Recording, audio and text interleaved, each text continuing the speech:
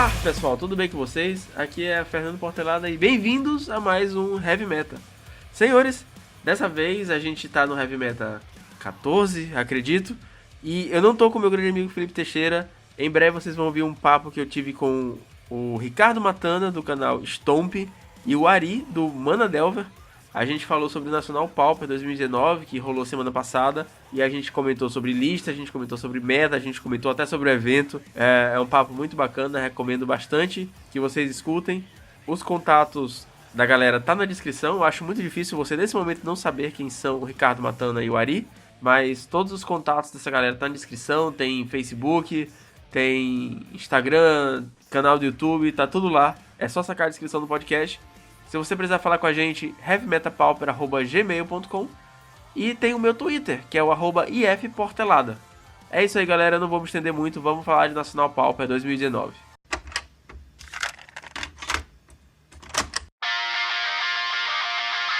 Galera, primeiramente eu queria agradecer muito vocês por tirarem um espacinho da noite e participar aqui do Heavy Meta. A gente não tá com o Felipe hoje, mas eu tô com dois convidados, como eu já falei mais cedo, incríveis aqui pra vocês.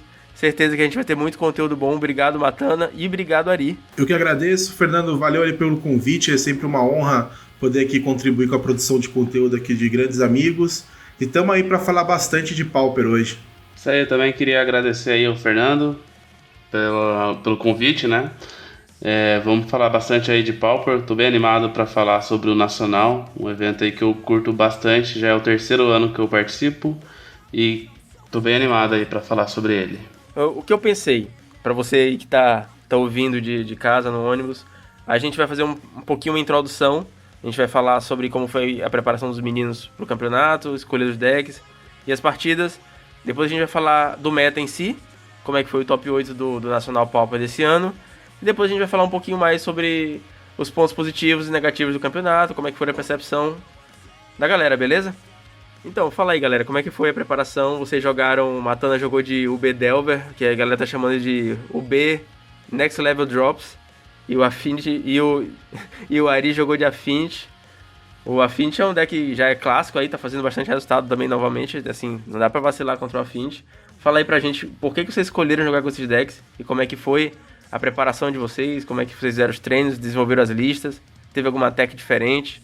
Matana aqui falando primeiro, falando sobre o UB Delver, né, que foi a minha escolha, até podemos dizer, inusitada aqui pro Nacional, né, diferente do ano passado que eu também joguei de UB Delver, mas aí a versão campeã, a mesma versão clássica ali com Gush, com Daisy, Gitaxian Probe. Dessa vez é uma versão aí 2.0, aí meio recalchutada, sem as cartas que foram banidas, mas é um deck que eu gostei bastante de jogar, apesar de não ter ido tão bem no Nacional. Em relação à preparação, desde que Archon's Astrolabe foi banido, eu fiquei meio órfão de deck. Eu gostava de jogar na época de Stomp, mas não sei porque, assim, não sentia que o Stomp era a melhor opção para esse Nacional, principalmente porque eu imaginava que eu ter bastante Boros, né, na competição, tanto Bully quanto Monarca, que são dois matches bem complicados por causa do Prismatic Strands. Então eu sabia que eu não queria jogar de Stomp e comecei a procurar algumas opções de deck. Eu comecei jogando bastante de UB Exhume, que é uma versão parecida até com a lista final de UB Delver, mas apostando no Exhume com a Serpente, né, a 5/5 Hexproof. E aí acabou que a gente precisava melhorar um pouquinho o nosso match contra o Tron. Eu e o Carves, né, que ficamos bastante tempo testando, né, e aprimorando a lista.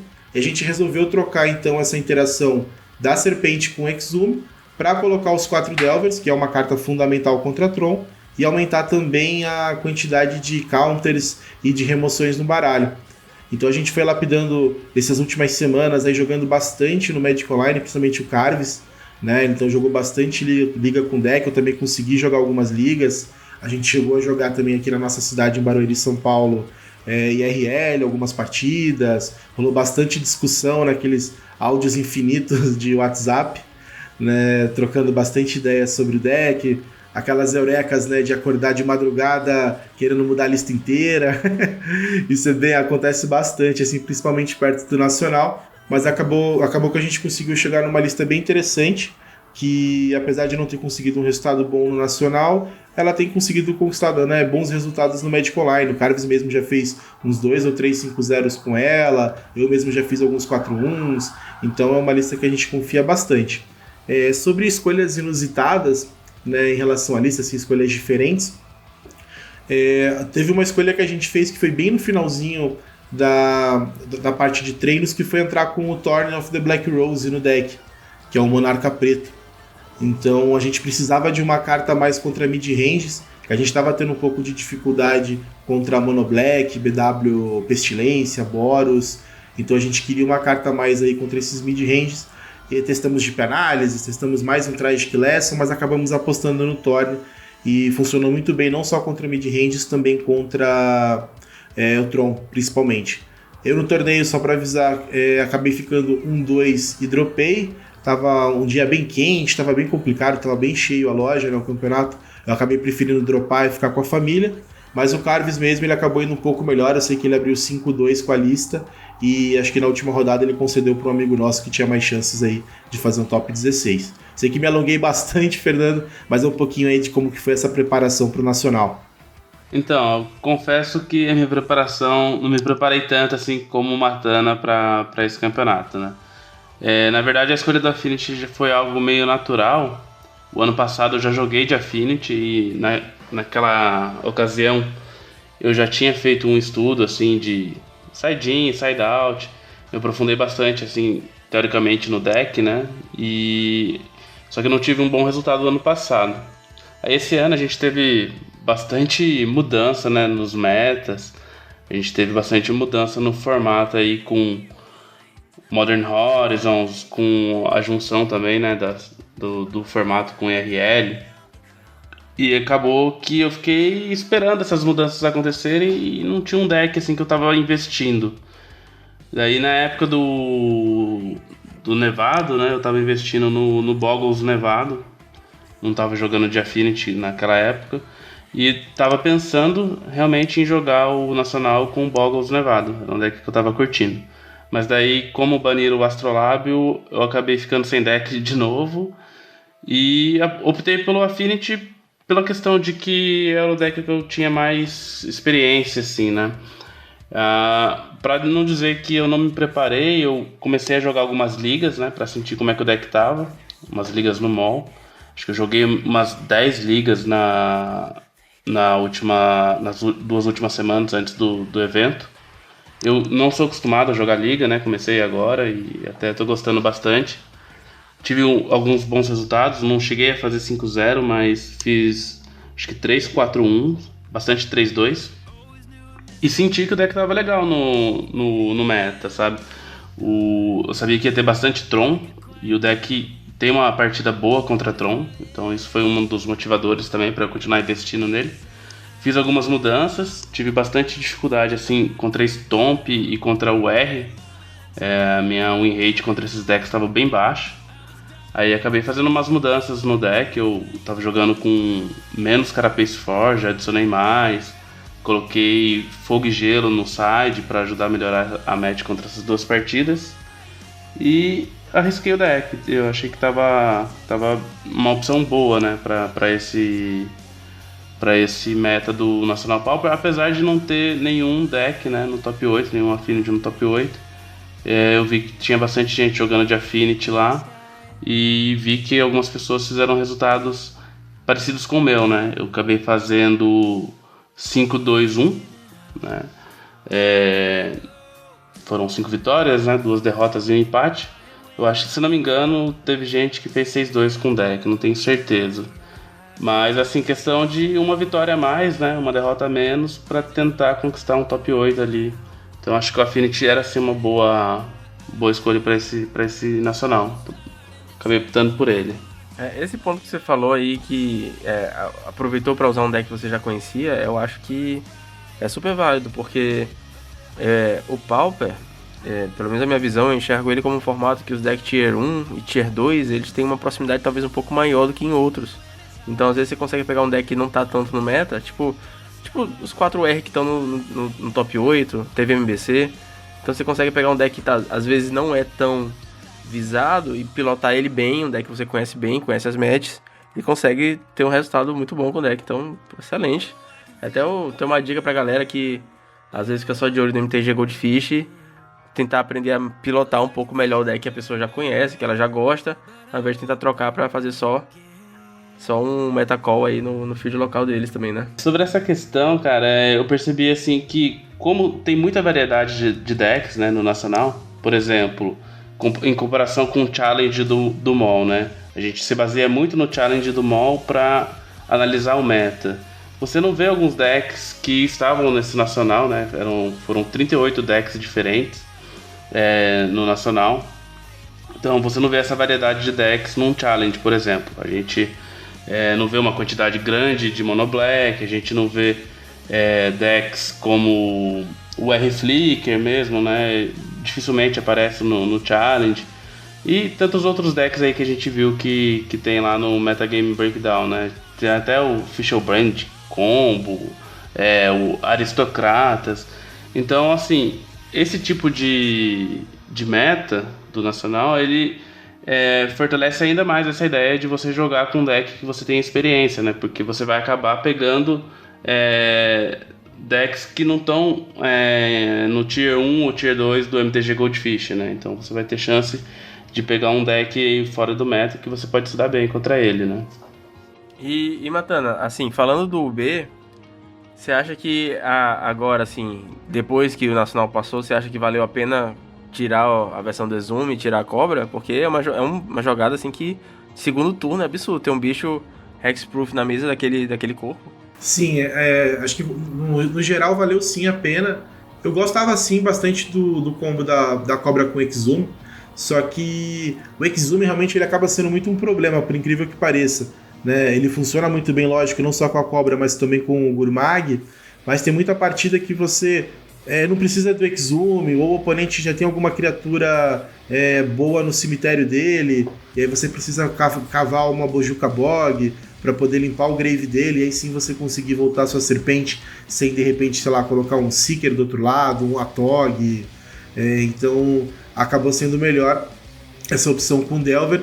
E o Delver ele acaba sendo muito bom, principalmente contra Tron, que o Ari comentou. A gente sabia que era um arquétipo que apareceria bastante no Nacional, então precisava ter um bom plano de jogo contra Tron.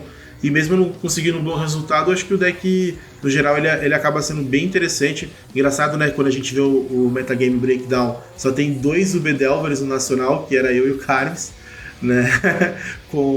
A gente jogou com as 75 cartas iguais, né? Então é engraçado assim que foi uma aposta que só a gente fez, e até com um pitaco, né, naquilo que vocês estavam falando de jogar com deck que você já está acostumado. Acho que principalmente para Nacional, que não é brincadeira, assim, o metagame é uma selva, gente.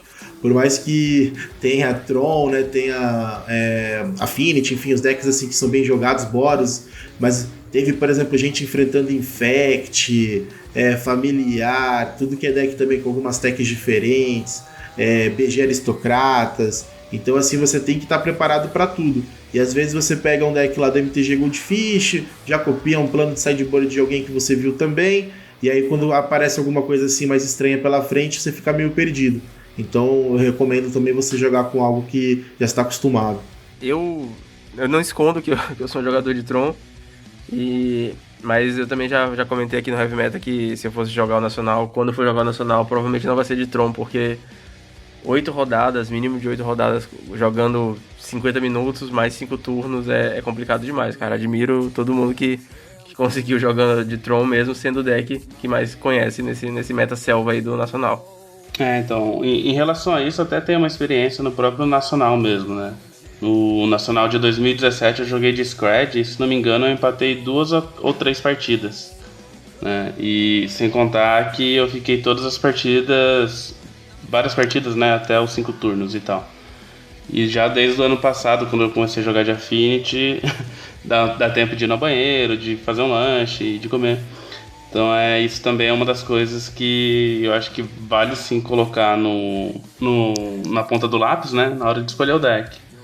Tá certo que muitas pessoas que jogaram de Tron treinaram, né, pra jogarem rápido. Por exemplo, eu enfrentei 2 jogadores de Tron que jogaram super rápidos. Mas assim, a partida que eu perdi, né? Eu perdi de um Tron e ganhei de um Tron. A partida que eu perdi, o primeiro game ele locou eu rápido, mas eu tinha tirado alguns pontos de vida dele e fiquei na esperança ainda de fazer um fling, né? Com um dispel na mão e tal. Então acabou se estendendo um pouquinho mais a partida. Chegou um momento que eu concedi, mas se eu não concedesse, a segunda partida acabou super rápido, né? O Affinity, terceiro, quarto turno já estava ganhando. E a terceira partida eu perdi, né? Não concedi, eu deixei a partida rolando até para ver até quando ia. E eu perdi no terceiro turno, né? Dos 5 turnos. Então, assim, por um pouco o jogador de Tron não empatou, entendeu? Comigo. Se eu não tivesse concedido o Game 1 tão rápido, talvez eu garantisse um empate, sabe? Poderia ser mais interessante pra mim. Mas é isso, né? Quem joga de Tron tem que estar ciente que pode acontecer esse tipo de coisa. E assim, eu não enrolei, tá? Eu só não concedi, mas eu fiz as coisas tudo rápido. Eu só esperei que ele ganhasse de forma natural, assim, batendo e acabando com a minha vida. Mas que ele já tava dominando a partida faz tempo, já estava. Esse é um problema que eu passo muito, porque por mais que eu tente jogar rápido, antecipar jogadas e já no turno o oponente tá me preparando para 3, 4 jogadas possíveis e saber o que eu vou fazer em cada uma, eu acho que muita gente jogando contra Tron já entra com pessimismo, com essa ideia de tem que pensar muito, que é uma partida muito difícil, e acaba jogando, assim, devagar, não pro slow play, mas pro raciocínio mesmo. O cara não quer errar porque sabe que o turno forte do Tron é muito poderoso mesmo. Então, ele não quer dar essa chance do Tron de ficar tapado e o Tron conseguir fazer um turno absurdo e o cara não conseguir voltar. Então é complicado também pelo adversário. Você tem que pensar em todas as badges, né? É o cara fazer o flicker na barreira com o Drifter, tomar o Mystical Teachings que vai buscar aquele Pyroblast. Nossa, é terrível. É terrível. Eu acho que assim, tanto no online, né, no Magic Online, quanto no IRL, o Tron tem esse lado dele, né? Que você consegue locar e ganhar teoricamente a partida rápido, mas você tem que finalizar, né? Então vai depender muito do oponente conceder ou não. No mall, quando o pessoal tá jogando a liga, eles acabam não concedendo porque pode ganhar no tempo, né? Então acaba deixando rolar para ver se o cara consegue finalizar o jogo realmente. E quando é um torneio grande, assim que nem o Nacional Pauper, é a mesma coisa, né? Um empate é melhor que uma derrota no final das contas. Então, não que eu esteja fazendo slow play ou nada, eu estou dando a oportunidade do jogador de Tron finalizar o jogo, né? Porque como ele escolheu jogar de Tron, ele tem que estar ciente que ele pode empatar assim, no tempo também, é uma característica dele no IRL também. Então, galera, aproveitando que a gente está falando bastante de Tron, a gente tem no meta online, no meta do mall, bastante Tron sempre fazendo bastante resultado. Tivemos aí algumas semanas de challenge que o Tron ganhou seguidas. E a gente não viu isso muito, muito certo no Meta Nacional Pauper. A gente teve um Tron no top 8. Apesar de ter sido o deck mais jogado, o Ari levantou mesmo os gráficos pra gente. Vão estar todos aqui na descrição do podcast. E no YouTube, espero conseguir colocar o podcast no YouTube afinal. Mas no top 8 a gente teve só um Tronzinho e a surpresa de 4 R's, não foi? 3 o R Scred e 1 R Flicker. Tô certo ou tô falhando? Isso aí.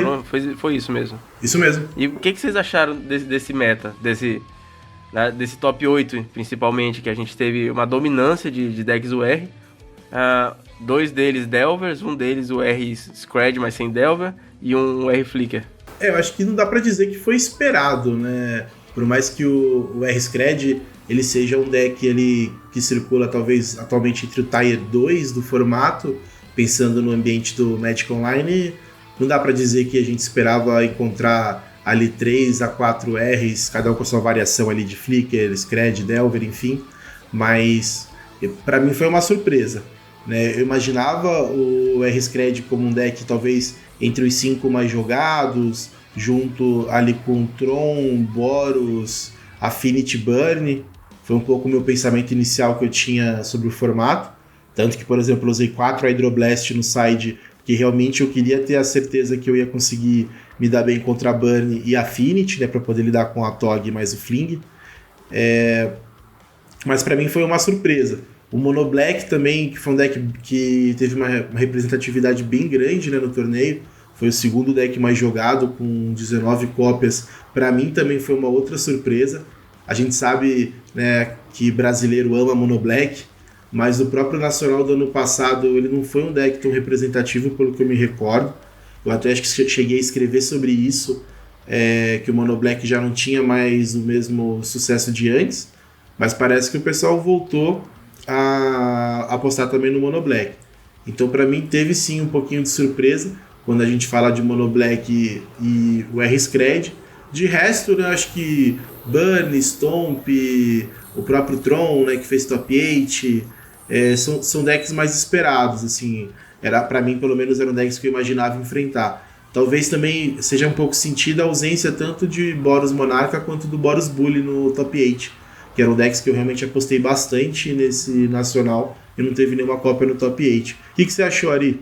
Então, né, é só um comentário aqui sobre esse Metagame Breakdown, né, que eu até divulguei lá na página do Facebook e no artigo que eu escrevi lá na Cards Helm, que eu fiz ele baseado, eu agrupei ele, né, baseado na informação que a organização divulgou. Mas se a gente for analisar com mais calma, né, a gente pode ver que o Boros foi o deck mais jogado, porém a gente não consegue rotular, né, que quais são esses Boros, porque tipo, eles divulgaram Boros Bully, Boros Monarca e o Mardu Monarca, né, que a gente sabe que é um Boros aí com um splash só pro Okiba Gang e Shinobi, né. Então se você somar todos esses Boros, vai dar uns 32, né. Aí se você desconsiderar os Bullies, né, que são 8, se não me engano, acho que é isso, se não me engano são 8 Bully, ele ainda continua sendo mais jogado que o Tron, né? Então só essa observação aí sobre o Boros, né? O que deixa mais ainda o que deixa mais ainda em foco, né, o fato dele não ter nenhuma cópia no top 8. Realmente isso eu não esperava, achava que realmente o Boros era uma escolha boa para esse campeonato. Não sei o que realmente aconteceu para que eles não chegassem até lá. Talvez tenha sido uma quantidade de empates grande, né? Já que tinha bastante Tron. Deve ter tido muita match, né, entre Tron e Boros e acabou resultando aí nos empates. E até porque o top 8, não sei se vocês viram lá, né, no suíço, ele foi bem acirrado, né? Então não teve nenhuma pessoa que fez 6-2 e fez top 8, né, dessa vez. Se eu não me engano, o jogador com menos ponto do top 8 foi 19, né, que foi o próprio campeão. Então ele fez 7 vitórias, 1 derrota e um empate, se eu não me engano, né? 6-1-1, né? 6-1-1, que são 8 rodadas. Isso, verdade, isso. 6-1. 6 vitórias, 1 derrota e um empate. E tiveram então, três pessoas 6-1 que ficaram fora do top 8. Foi bem acirrado, né? Então pode ser que essas pessoas estivessem de Boros, não sei. Acho que isso explica um pouco acho que a quantidade de empate talvez explica um pouquinho aí do... Porque se a pessoa teve 2 empates no campeonato, ela já não estava no top 8, né? Então acho que isso pode explicar um pouquinho por que eles não estão lá. E a questão do Tron, né? Eu acho que é a mesma coisa, de ter uma cópia só no Tron. O Tron que estava no top 8 foi do Tron que eu enfrentei, né? Que eu perdi. Que o jogador estava com uma lista muito boa. Aparentemente ele era bem experiente com o deck, né? O Thiago Cavallini. E ele acabou ficando em 5º lugar, se não me engano. O Thiago Cavallini ele também fez 19 pontos. Fez 6-1 de Tron, né? Então ele teve um empate e uma derrota. Então acho que isso também explica, né, a pouca quantidade de Tron que foi pro top 8. Eu acredito que é isso, né? Tô chutando aqui, que é tanto o Boros quanto o Tron, que são decks lentos, tiveram esse problema aí. Não sei se vocês chutam outra possibilidade aí também. Pior que eu tenho que concordar. Eu acredito que muito empate e sem ter tempo de fazer tantos pontos quanto a galera que tá jogando com o deck um pouquinho mais rápido, podem ter tirado esses Boros do top 8 e o Tron também. Fico surpreso até que o Tron passou assim, porque, cara, é muito tempo jogando e muita chance de dar alguma coisa errada. É um deck que exige muita concentração. as micro decisões que você toma no decorrer da partida influenciam bastante. Então, até parabéns aí pro Thiago, parabéns à parte por ter feito esse top 8. Agora, a questão dos Delvers, cara, de fato é surpreendente, porque é um deck que a gente sabe que não joga tão bem contra o Boros, porque o Delver, dos 3 que fizeram, né, dos 3 Screds, 2 deles estão jogando com o Delver, é uma carta que a sua principal carta ofensiva, ele morre pra praticamente qualquer coisa que o Boros tá fazendo. Um Glint Rock, um Core Skyfisher, já consegue parar o Delver. A versão do Guilherme, que ganhou, ele tava até jogando com 2 Geist de main deck, não tava jogando com Delver. Eu acho que é até um metacall assim, melhor, porque é uma carta que atrapalha bastante o Boros, já consegue fazer um corpinho ali que consegue trocar com Glint Rock e até matar um Skyfisher depois. É surpreendente. Eu tenho até uma opinião um pouco controversa, que eu defendo bastante, que o meta IRL é diferente do MOL. E eu sei que na verdade não é tanto assim, mas eu gosto de pensar que principalmente porque tem decks que a gente não vê e acabam fazendo bastante resultado. Acho que foi ano passado, 2016, que teve um Tortured Existence no top 8 nacional também. É um deck que é muito click intensive no MOL, então a galera costuma não jogar tanto com ele. E IRL acaba fazendo bastante resultado também. Vocês acham que existe essa disparidade real entre o meta IRL e o meta do MTG Online? Ou são duas coisas complementares? Assim, porque na época do Bedelver também ainda tinha isso, né? Que a gente falava que o Bedelver na vida real não era tão opressor e tão presente quanto era no MOL. Eu acho que tem sim, Fernando, um pouco disso. Eu acho que essa distância entre o IRL e o Magic Online ela já foi maior. Se a gente for falar de uns 2 a 3 anos atrás, eu acho que você tinha sim uma diferença bem grande do que era jogado no IRL comparado com o Magic Online. Acho que agora até está um pouco mais próximo, tem sim suas particularidades. No próprio Brasil tem essa questão do Mono Black, né, que é um deck popular, e no Magic Online quase nunca a gente vê o Mono Black indo bem, né, seja no Challenge ou até mesmo nas ligas, então é bem difícil de encontrar. Então acaba tendo um pouco disso sim. Eu vejo que às vezes o meta IRL ele tá sempre um passo atrás do Magic Online.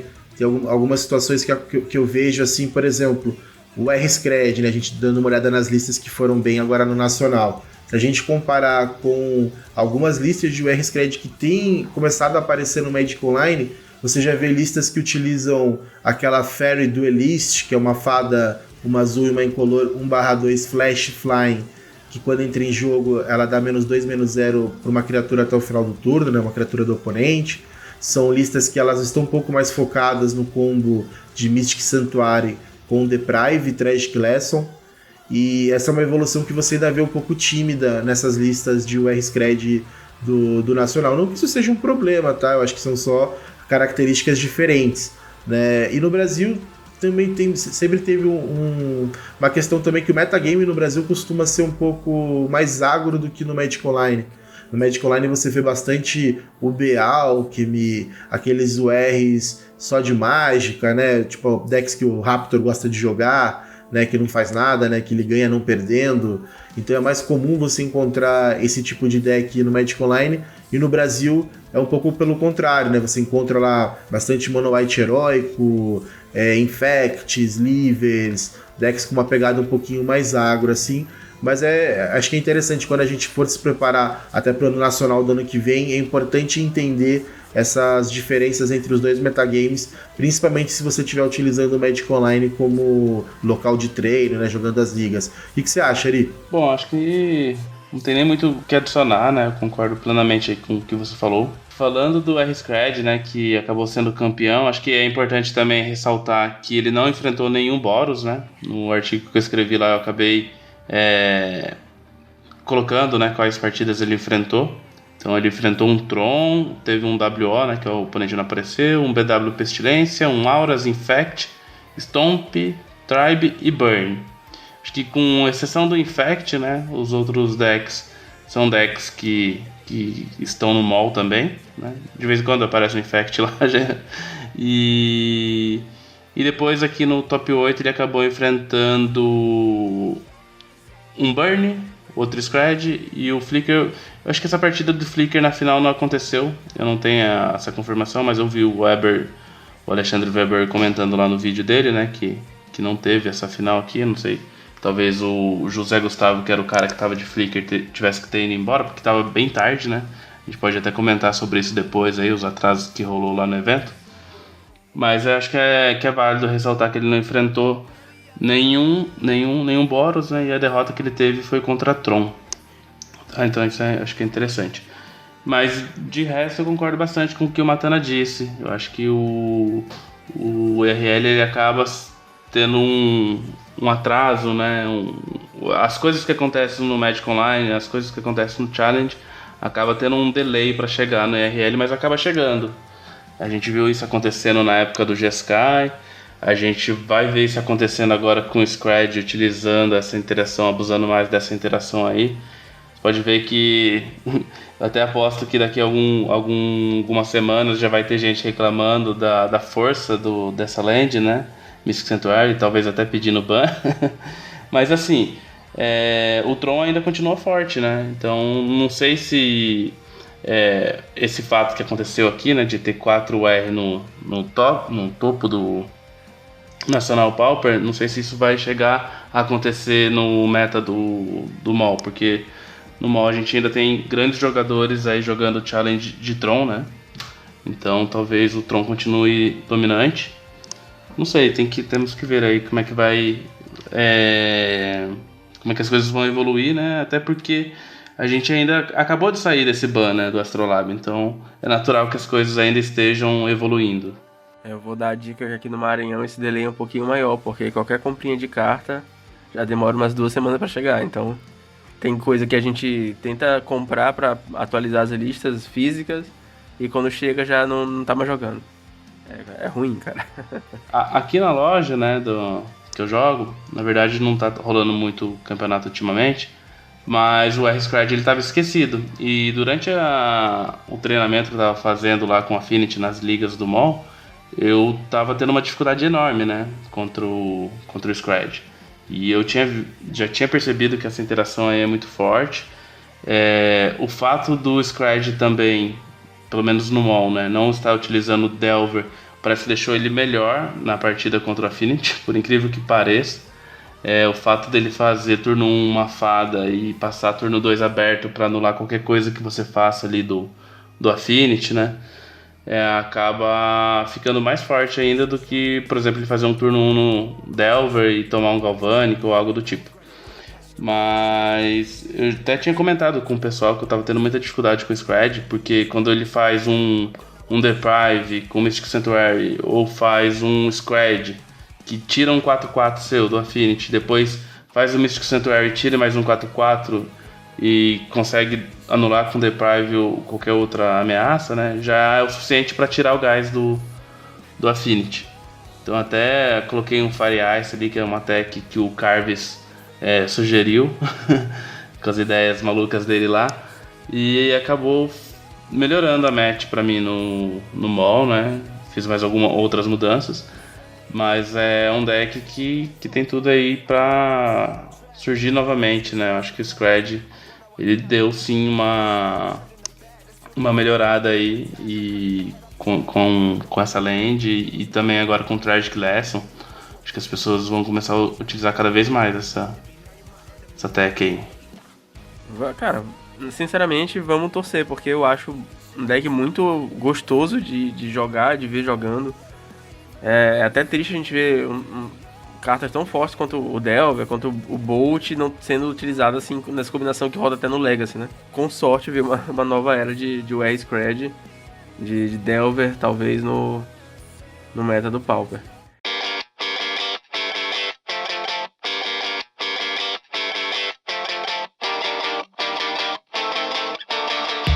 E finalizando também assim pra questão do meta, vocês conseguiram ver as listas? Vocês têm uma coisa interessante que vocês viram aí? Uma techzinha que ninguém tava esperando? Eu gostei bastante da lista de Mono Black, Fernando. Eu achei que a lista de Mono Black, assim, em termos de novidade, ela é que traz mais cartas interessantes. Então, por exemplo, na lista dela você tem 2 de Vest main deck, que é aquele descarte, né, que o oponente revela a mão e você escolhe um artefato ou uma criatura da mão dele. Então acaba sendo bem interessante essa carta contra Tron, porque se você abre de mana de veste, você consegue tirar um mapa, um Prophetic Prism, consegue tirar uma criatura-chave dele, como um Mudrifter, uma Mnemonic Wall. Então o de veste é uma carta muito boa e o Tron não é um match fácil pro Mono Black. E é interessante também porque como ele tem alguns LDs, né, no sideboard, ele pode ter, por exemplo, utilizar o próprio Divest como um LD também. Se ele fizer contra o Affinity do Ari, ele pode tirar uma land artefato, ou até contra o Boros Monarca, então acaba sendo uma alternativa bem interessante. Né? E tem também algumas escolhas que não são tão comuns, né, como um Corrupt Main Deck, o próprio Snuff Out não é tão comum você encontrar no Mono Black, então tem algumas cartas aí bem interessantes.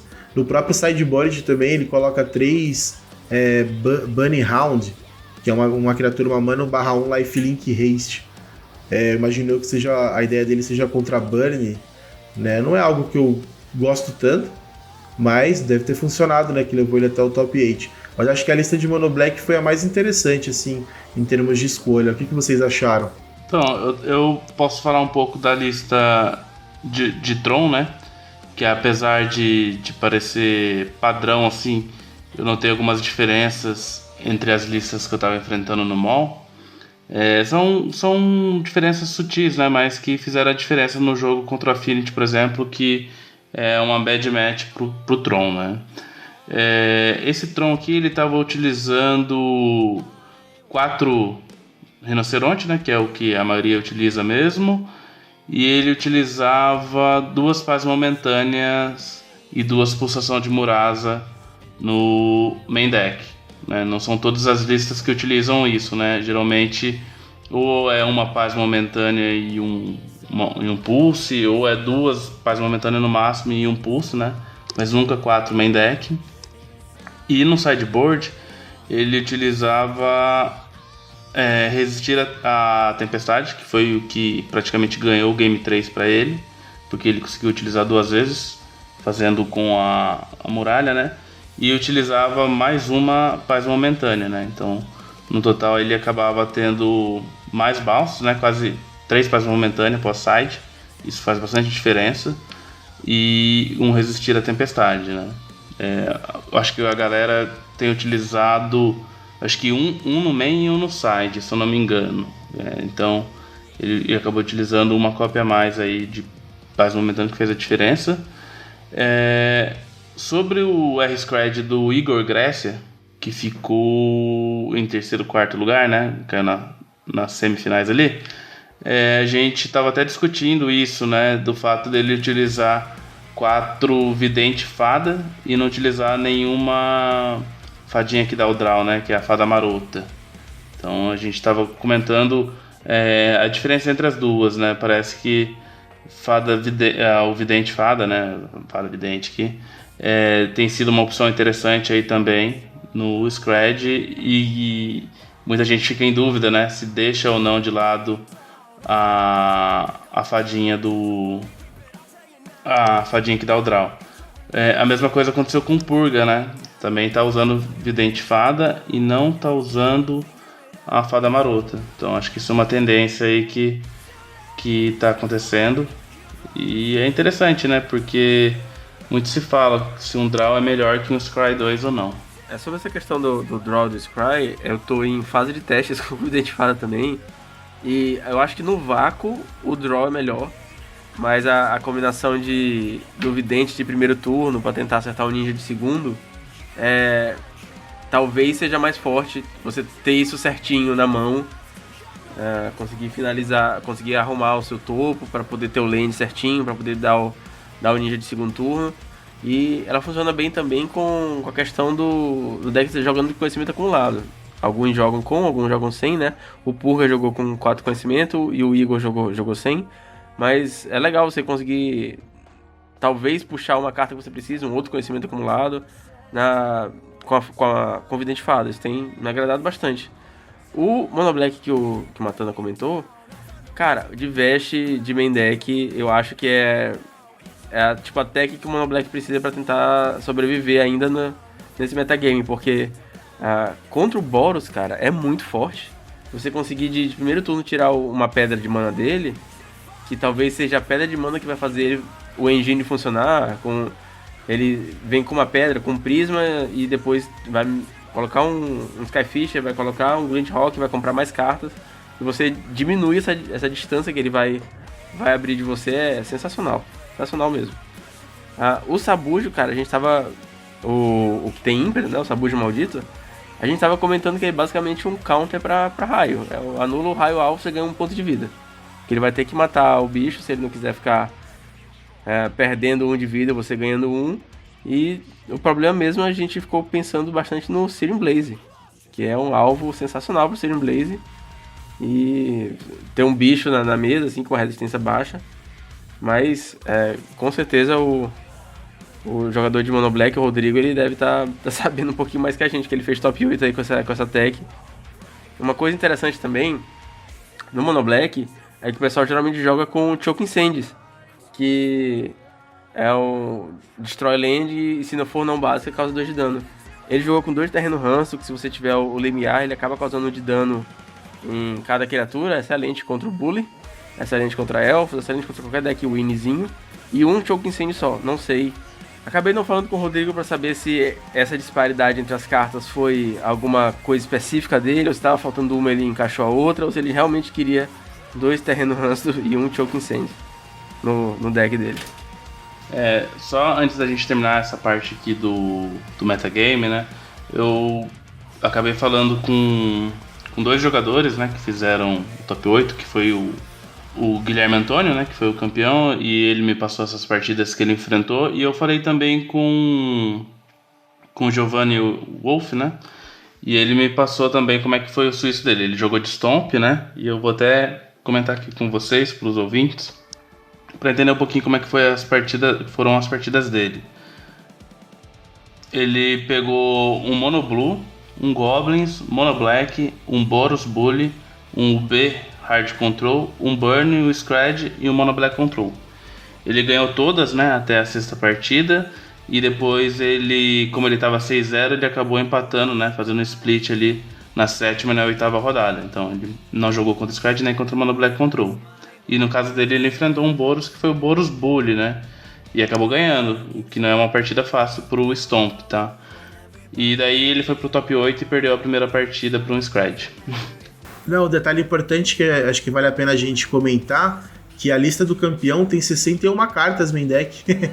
Não sei se vocês perceberam isso, mas tem 61 cartas. Tem bastante gente que tem essa superstição aí, que gosta de jogar com 61 cartas. Talvez o Guilherme também seja desse clube aí. Outra coisa interessante também, que ele comentou comigo, é que ele começou a jogar Magic esse ano, então imagina a felicidade dele aí, né? Com Nossa, que menos bacana. de um ano de Magic, já consegui ser campeão do Nacional Pauper aí, que é um evento aí tão importante para a comunidade e tão difícil, né, de conseguir aí. Então parabéns aí pro Guilherme, né, que foi campeão, e parabéns aí também pro Giovanni, né, que jogou de Stomp aí, conversou um pouquinho comigo, que também fez um suíço impecável, né, e infelizmente ele acabou perdendo por um R-Scred.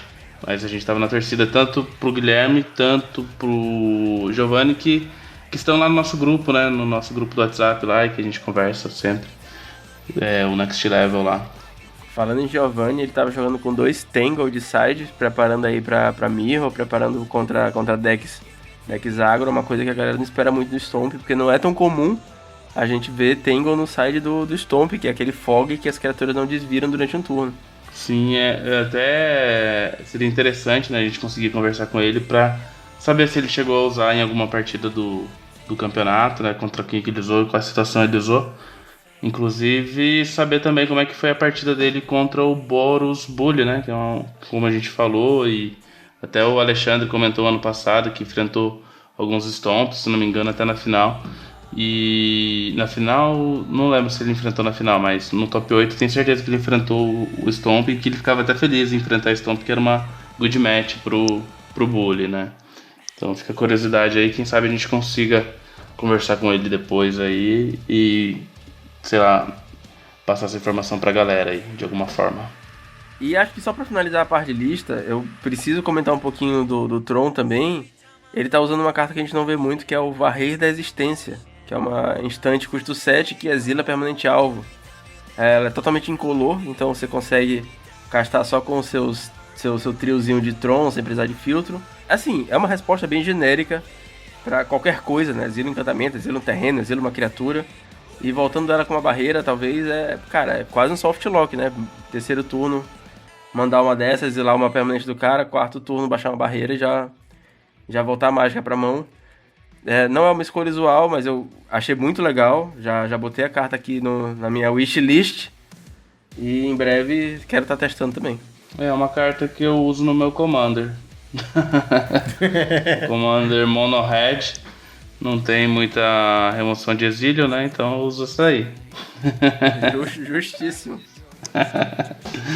Mas eu não... Olhando assim, eu não entendo muito o porquê dela. Talvez porque não toma Hydroblast nem Pyroblast.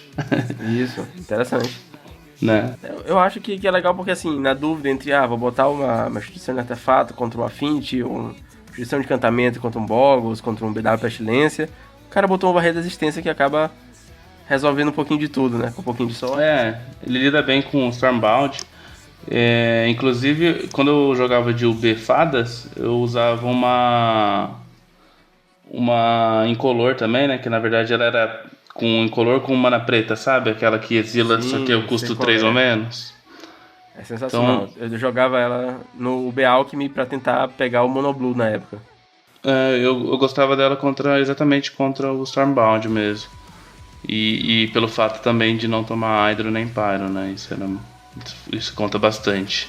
Eu acho que ela pode ser uma alternativa interessante também para o Mirror Match, porque é uma forma de você destruir o Tron dele, do oponente, né, que já tiver na mesa, e você consegue também exilar as criaturas como a própria barreira, o Drifter, para que o oponente não consiga voltar com o Pulse of Murasa.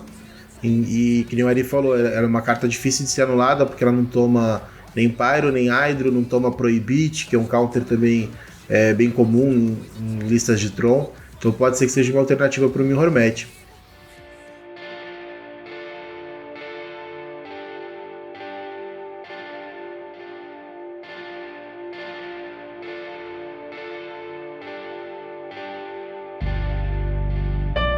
Galera, então, finalizando um pouquinho a parte que a gente falou do meta, falar de lista, eu acho legal a gente falar também do evento, né? Como é que foi a expectativa de vocês? Eu soube que teve problema lá com o Air, assim, mundial, mas a gente teve, né? E foram 197 players na Domain. A Domain, apesar de ser bem grande, acho que estava um pouquinho bem apertado. O que vocês acham aí? Quais foram os grandes acertos, os grandes erros dessa edição do Nacional Pauper 2019? Eu vou falar um pouquinho porque eu na verdade, acabei não ficando muito tempo no evento, né? Porque eu dropei cedo. Acho que teve, lógico, esse problema que não foi culpa da organização, longe disso. E eu até entendo que eles, na medida do possível, tentaram buscar a melhor solução, né? Para contornar esse problema inesperado, né? Com o Air. Então... Mas assim, eu como jogador, acho que a experiência acabou prejudicando um pouco, não tem como negar.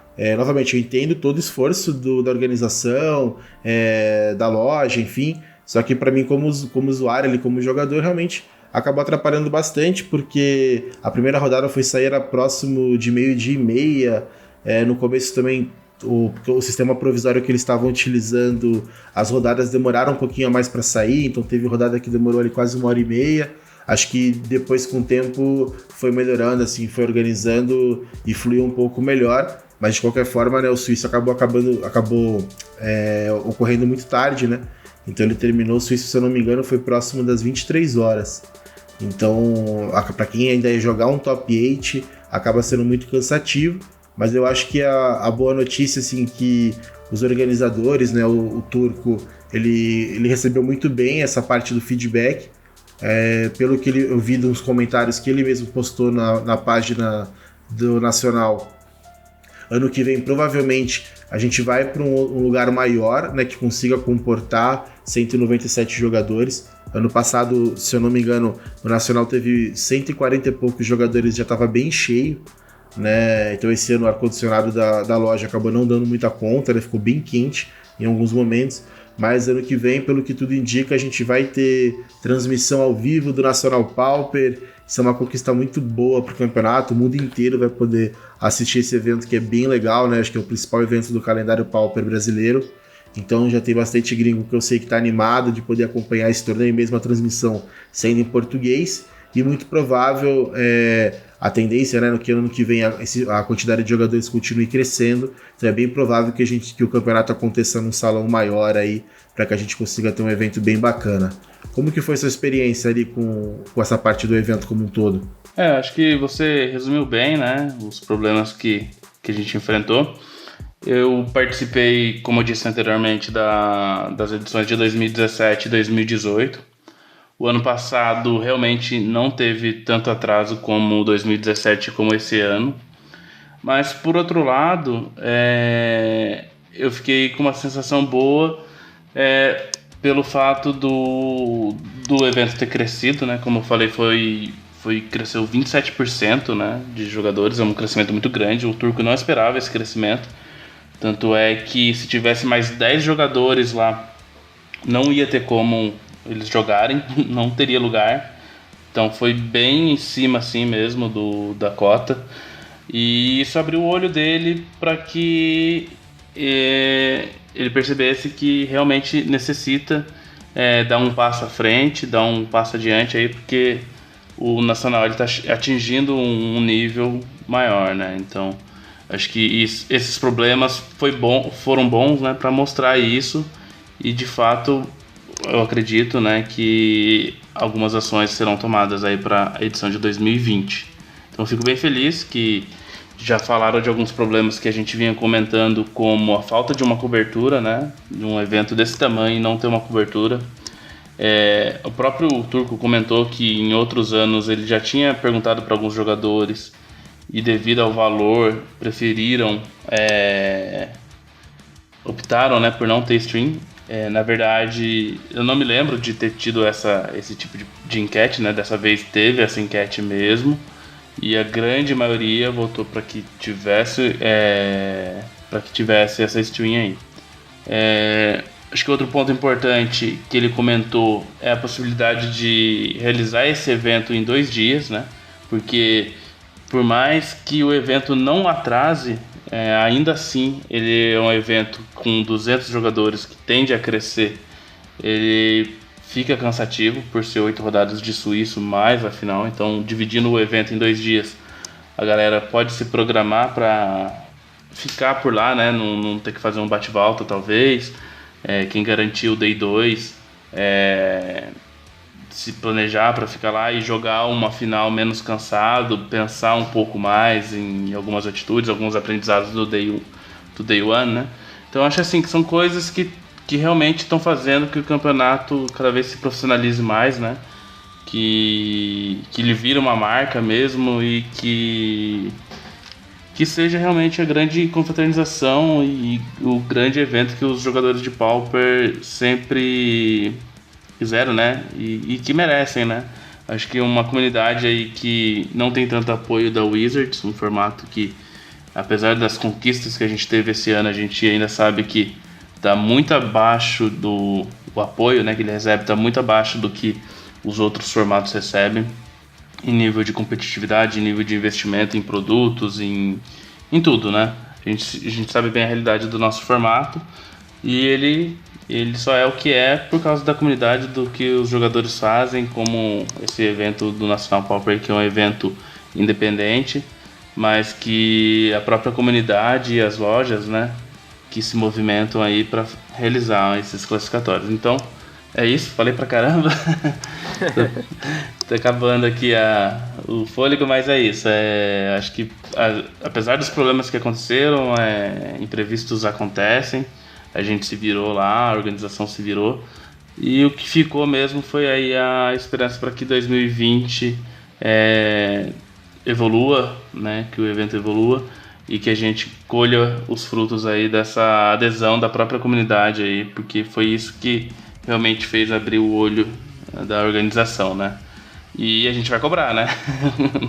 A gente vai cobrar porque a gente está com esperança aí de que realmente melhore a situação E a gente sabe, né?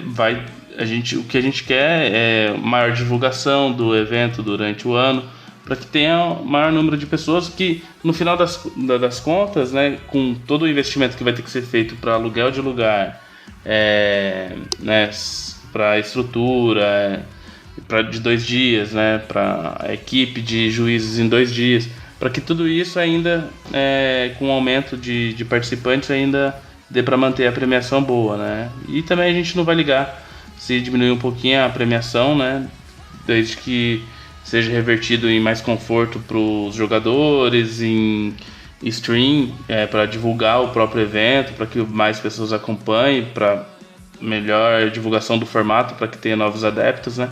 Então tudo isso são só benefícios que a gente não vai ligar se tiver uma premiação com R$1.000 ou R$1.500 a menos. Pelo menos isso é a minha opinião. Tenho só que concordar com o que vocês falaram. Não tive a oportunidade de estar no Nacional Pauper esse ano, mas eu fico muito feliz com o crescimento da marca.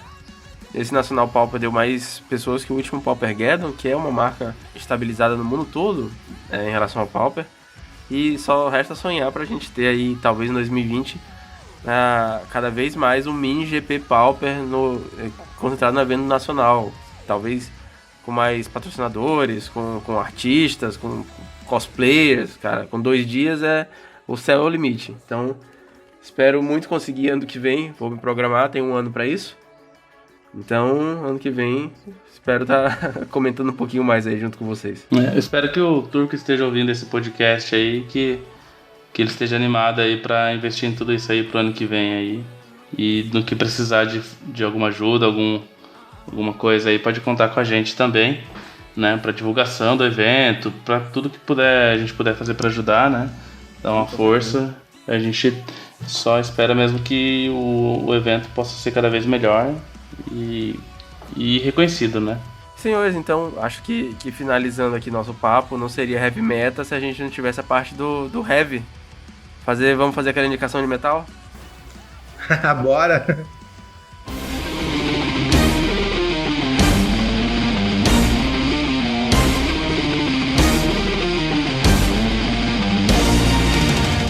Cara, eu confesso que metal não é assim. Eu gosto bastante de metal, mas não é o meu estilo de música que eu escuto todo dia, né? Mas eu tenho uma indicação boa, eu acho que vocês vão gostar. Eu sei que o Fernando gosta, eu sei que ele conhece, que é o Rhapsody, que é a banda que tem a música, né, da abertura do meu canal, do Stomp. Então vou recomendar aí pra vocês lembrarem sempre do meu canal, que é o Dawn of Victory do Rhapsody, é a minha indicação aí do Heavy Metal. Sensacional, cara. O Rhapsody é muito bom. Escutei muito, né? Eu tive minha fase de metal melódico, principalmente quando eu jogava bastante RPG ali no meio da adolescência, uns 15, 16 anos. O Rhapsody fez muita parte das minhas playlists já. Bom, se o Matana não é muito estilo dele, né? Heavy metal, imagina o meu, né? Eu nem sei classificar esses gêneros nem nada, né? Eu escuto de tudo. Forró, tecnobrega, rock, rap, reggae, né? Então, mas assim, eu escuto de tudo. E um dos programas que eu escutei, acho que você recomendou Disturbed, né? E isso me fez lembrar de um álbum que eu gosto muito deles, que é o Asylum. E a música que eu vou recomendar é Warrior.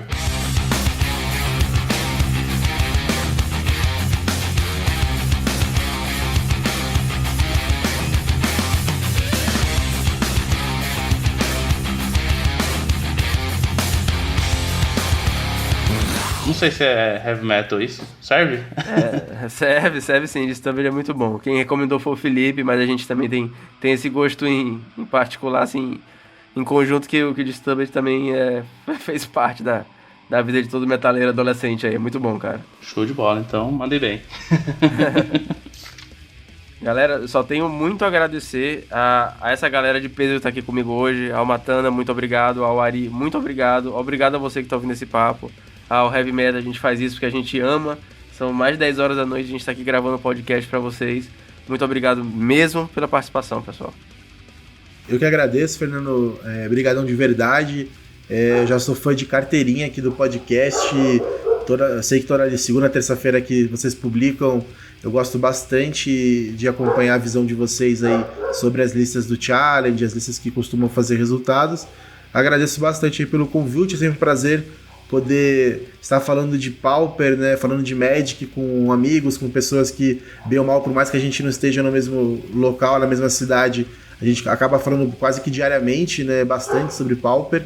Então foi um prazer poder participar, principalmente aí com o Ari também, que é um grande amigo aí que o Magic me trouxe. Então obrigado, e se precisar aí de qualquer outro episódio, de alguma participação, tamo junto aí, já tô me convidando aí para poder participar do Heavy Metal mais vezes. Valeu, Fernando. Um quartinho aqui. Puxar um colchão. Valeu, Fernando, abração, cara. Valeu, Fernando, eu também queria agradecer aí, né, pela oportunidade e parabenizar aí pelo trabalho. Eu né, sei como é trabalhoso editar um podcast, montar a pauta, montar o roteiro, gravar, né, toda semana. Então eu sei que isso não é fácil, ainda mais a gente que trabalha e faz isso porque gosta mesmo. E a gente sabe também o quão importante isso é para a comunidade, né, que é bem carente aí de conteúdo, né. O Pauper, ele realmente precisa de conteúdo com bastante frequência aí pra galera. E vocês estão fazendo um ótimo trabalho aí, espero que continue. E sempre que precisar, pode chamar, que a gente dá uma ajuda aí, porque é muito mais fácil participar do que editar um podcast, viu? Valeu mesmo pelo convite. Eu que agradeço, pessoal. Muito obrigado. E aí, você que está ouvindo até agora, obrigado também. Até mais, galera. Falou! Falou, valeu! Valeu!